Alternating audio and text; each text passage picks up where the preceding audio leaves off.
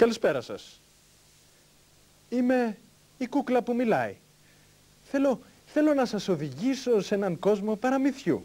Στον κόσμο της μαριονέτας, που σαν μικρός ηθοποιός δίνει ζωή στα όνειρα. Παίζει ένα τρελό παιχνίδι πάνω στη σκηνή και ξεφαντώνει σαν ακόλουθος του Διονύσου στο πανηγύρι της Αναπαράστασης. Το κουκλοθέατρο είναι ένας παράδεισος από τέχνες που συνδέονται μεταξύ τους σε μία ενότητα, μέσα στην οποία η τέχνη της γλώσσας, η ηθοποιία, η μουσική, η γλυπτική παίρνουν τη δική τους διάσταση.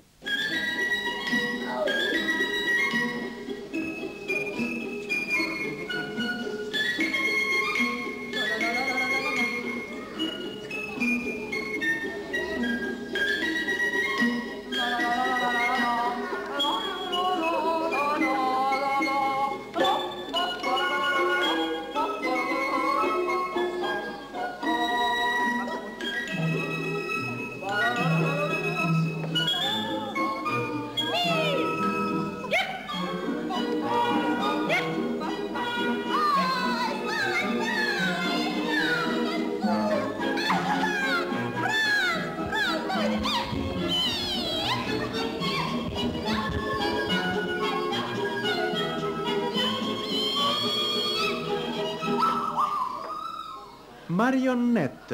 Ο γαλλικός αυτός όρος, που σημαίνει μικρή Μαρία, μικρή Παναγία, υποδεικνύει μια κούκλα με αρθρώσεις που ο χειρισμός της γίνεται με νήματα.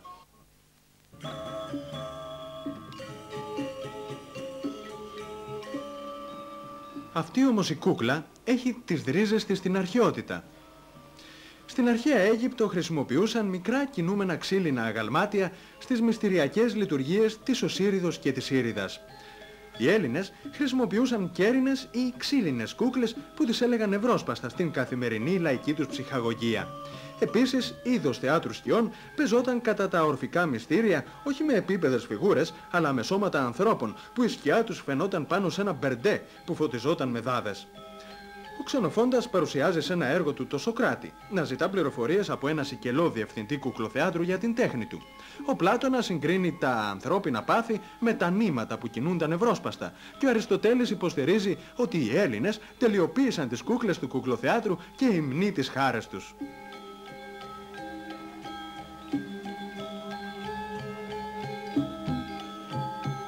Στην Ινδία, όπου εδώ και χιλιάδες χρόνια παίζονται τα κορυφαία θρησκευτικά έπι του Ινδικού λαού, χρησιμοποιούσαν τις κούκλες στην επίκληση πνευμάτων.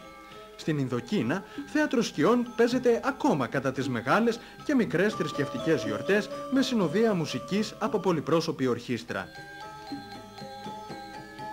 Στην Αμερική και την Κίνα, το κουκλοθέατρο είχε καθαρά θρησκευτικό χαρακτήρα, ενώ στην Ιαπωνία οι κούκλες που προσφερόταν στους θεούς πήραν κίνηση, χαρίζοντας σε λαό και αυτοκράτορα μια ψυχαγωγία υψηλής αισθητικής. Το θέατρο Μπουνράκου, μια τεχνική που απαιτεί τον απόλυτο συντονισμό τριών κουκλοπαικτών για να κινηθεί μία μόνο κούκλα, επηρέασε και επηρεάζει ως τα σήμερα το κουκλοθέατρο σε ολόκληρο τον κόσμο.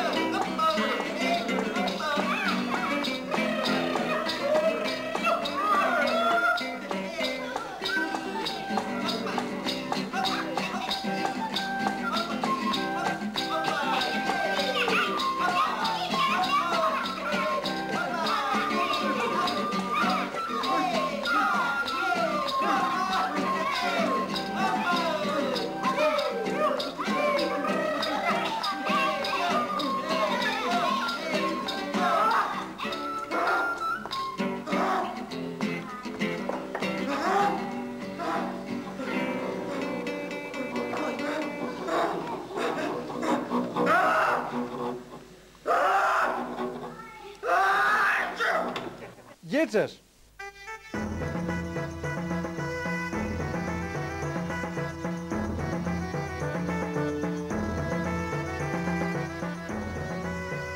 Στην Ευρώπη, οι μαριονέτες ακολούθησαν μια μεγάλη πορεία μετεξέλιξης από τους καθεδρικούς ναούς της Γαλλίας του Μεσαίωνα που χρησιμοποιήθηκαν για να αναπαραστήσουν το θεανθρώπινο δράμα, από όπου και το όνομα μαριονέτ, μικρή Παναγία δηλαδή, στα λαϊκά πανηγύρια των καταπιεσμένων από τα φεουδαρχικά καθεστώτα χωρικών. Το κουκλοθέατρο πολεμήθηκε από την Εκκλησία σαν ειδωλολατρικό, διώχθηκε από τους ίδιους τους ηθοποιούς, ενώ παράλληλα κέρδιζε τις καρδιές των απλών ανθρώπων, περνώντας τα μηνύματα της Γαλλικής Επανάστασης. Οι κούκλες αντιπροσώπευαν τη φωνή του λαού. Μέσα από αυτές οι άνθρωποι μπορούσαν να εκφράσουν το θυμό τους με τον βασιλιά, με τον Πάπα ή τα προβλήματά τους στη ζωή. Οι κούκλες παρουσίαζαν τον κοινό άνθρωπο σαν ήρωα που τολμούσε να χλεβάσει οτιδήποτε και οποιονδήποτε στην αθυρόστομη γλώσσα του λαού. Ο Κάσπαρ, ο Πάντς, ο Πετρούσκα και όλοι οι εθνικοί συνάδελφοί τους ήταν οι λαϊκοί ήρωες της Ευρώπης. Παραβίαζαν τον νόμο, περιφρονούσαν το διάβασμα και τις ανώτερες τάξεις και έδερναν τις γυναίκες τους με ευχαρίστηση. Η μετεξέλιξη αυτή, από τις αμανιστικές τελετές μέχρι τα λαϊκά πανηγύρια και τις σύγχρονες παραστάσεις του θεάτρου αντικειμένων, δεν στέρισε από το κουκλοθέατρο τη βασική του λειτουργία, αφού η μαγεία της κούκλας λειτουργεί ακόμα και όταν ο μοντερνισμός σπάει τα δεσμά του με την παράδοση.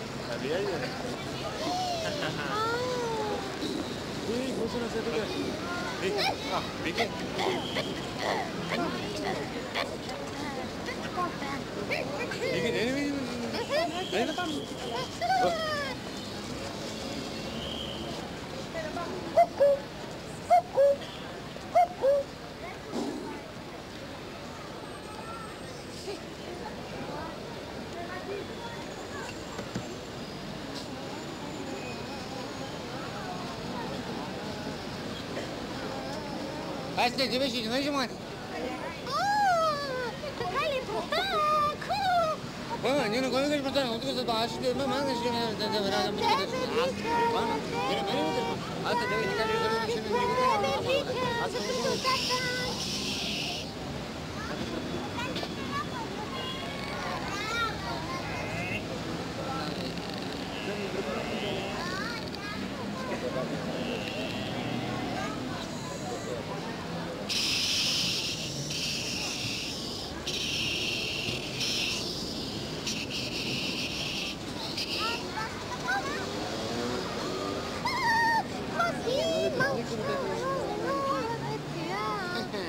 А ты здесь ко мне, дикожичь, вот да ты...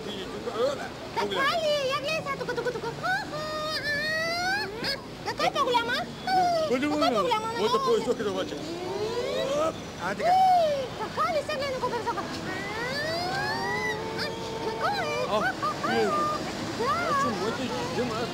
Такали, ей, пойма, глянь. Такали? А това тук виждаш го там. Това е моето. Нема, това е моята. Така ли? Ай, това е моята. Ай, тази пак е. А тази Да ти кажа, че това е ще има. Дай на мене. Стой, стой. Иди пусти.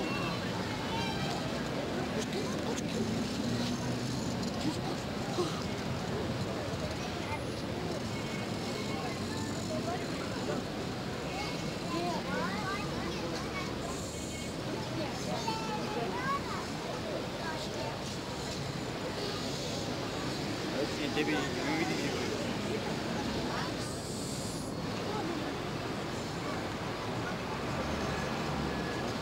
Расставайтесь. Это.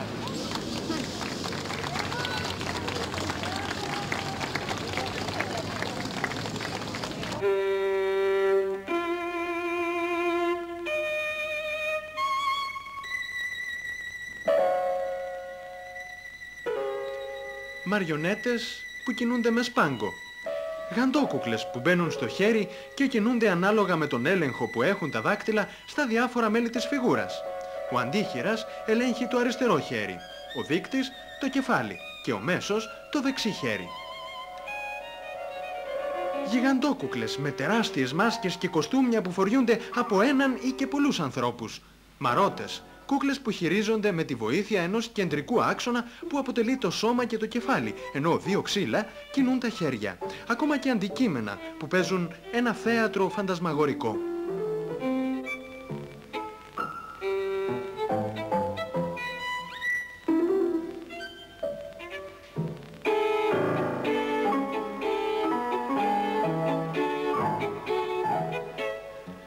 Θα μπορούσαμε να πούμε ότι το κουκλοθέατρο είναι η τέχνη της χειρονομίας, της δραστηριοποίησης ενός άψυχου αντικειμένου σε συναισθηματική έκφραση μέσα από διάφορες τεχνικές κίνησης.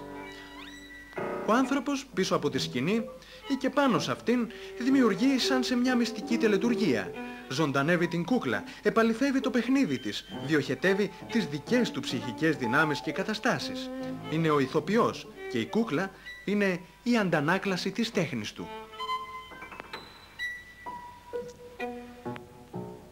Το πρώτο στάδιο, επιλέγεις τη μορφή της κούκλας που θες να φτιάξεις, είτε είναι με σπάγκους, εμείς το λέμε μαριονέτα, είναι πώς το λένε, glove puppet, δηλαδή κούκλα γάντι που χαίνει από κάτω, ή ξέρω εγώ με διάφορα κοντάρια. Το βάρος έχει σημασία, το σημείο, η εστίαση της εκφραστικότητας, δηλαδή το πρόσωπο μας ενδιαφέρει όλο το σώμα, ανάλογα φτιάχνεται και η κούκλα, και μετά ερχόμαστε στον παίκτη. Ο παίκτης θα πρέπει να ξέρει πού έχει εστιάσει ο κατασκευαστής. Δεν έχει νόημα να είσαι ένας καταπληκτικός παίκτης μαριονέτας που η εκφραστικότητα βγαίνει από όλο το σώμα και να σου δώσουν μια κούκλα που η βασική της έκφραση είναι στο πρόσωπο και να μιλάνε τα χέρια. Να μιλάνε, τα χείλη. Λοιπόν, από την στιγμή εκείνη που ξέρεις πού στόχευε ο κατασκευαστής, αρχίζει η διαδικασία του να γίνεις ένα με την κούκλα, δηλαδή η διαδικασία αυτή συνήθως περιλαμβάνει πάρα πολλές ώρες κατά μόνας ενώπιον καθρέφτου ασκήσεις, πώς φαίνεσαι από το πλάι, πώς μπορείς να κινήσεις το χέρι σου στο λαιμό ή το στόμα σου, αν έχεις κίνηση στα μάτια, πώς η δοσολογία, γιατί είναι πολύ εύκολο μια κούκλα να κινηθεί, αλλά είναι και πάρα πολύ εύκολο να βγει σαν καρικατούρα. Το βλέπουμε συνήθως σε ανθρώπους οι οποίοι ξεκινάνε την ενασχόληση με την κούκλα, που έχουν μια τάση υπερκινητικότητας. Τον βλέπεις και βάζει μέσα όλη του την τεχνική, ξαφνικά κούναν τα πάντα. Αυτό είναι λάθος. Η οικονομία είναι το δύσκολο. Ο παίχτης ο μεγάλος, και υπάρχουν λίγοι στον κόσμο, πραγματικά μεγάλοι παίχτες, είναι εκείνος ο οποίος θα βάλει την κούκλα του απέναντι σε ένα κοινό, η κούκλα δεν θα κινηθεί καθόλου ή ελάχιστα και ξαφνικά ο κόσμος θα αρχίσει να γελάει. Γιατί το τρίτο πράγμα που χρειάζεται στην αλυσίδα είναι η ψυχή. Εάν ο παίκτης, όσο τρελό και αν ακούγεται, δεν καταφέρει να περάσει σαν ηθοποιός ο ίδιος, γιατί δεν φαίνεται, είναι από κάτω ή είναι από πάνω, τη δοσολογία εκφραστικότητας, σαν εγώ σας κάνω αυτό, απλώς σας ρίξω μια μάτια, που η κούκλα δεν μπορεί να το κάνει. Αυτό θα χρειαστεί να είναι τόσο καλά δεμένο το άψυχο πράγμα που λέγεται κούκλα με αυτό που είναι από κάτω, ώστε μια ελάχιστη κίνηση να μεταφέρει το μήνυμα. Για να γίνει αυτό χρειάζονται πολλά χρόνια, πάρα πολλά χρόνια.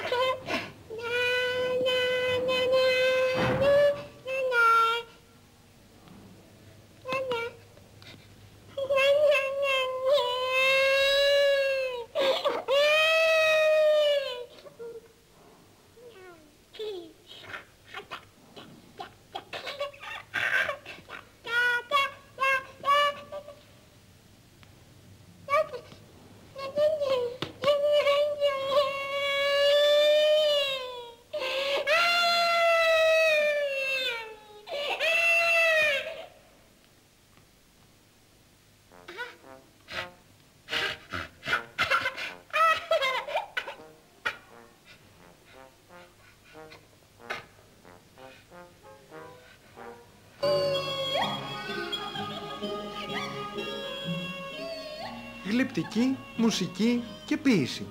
Η γλυπτική στο κουκλοθέατρο είναι από τεχνικής πλευράς μια τέχνη κολάζ που συνδυάζει χαρτί, κουρέλια, κομμάτια ξύλου σε κινητικά σώματα.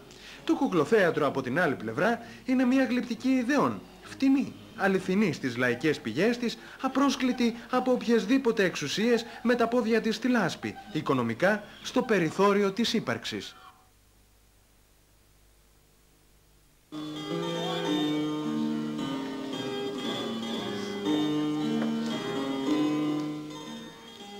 Το κουκλοθέατρο χρησιμοποιεί τη μουσική σαν μουσική που λειτουργεί στη δική της σφαίρα.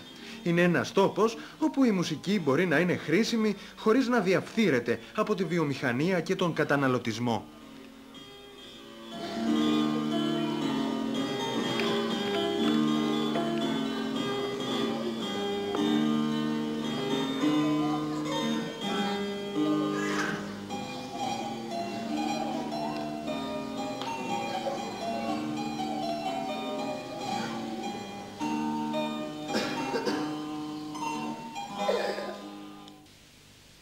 Η αληθινή γλώσσα της κούκλας είναι η σιωπή. Μια σιωπή εξαίρετη, που κι όταν ακόμα μετατρέπεται σε τραγούδι ή σε τράβλισμα, είναι μια γλώσσα που απευθύνεται στο ένστικτο, με την αγνότητα του παιδιού, που τα νιώθει όλα επειδή δεν γνωρίζει τίποτα. Τελικά, η σιωπή της κούκλας είναι ποίηση.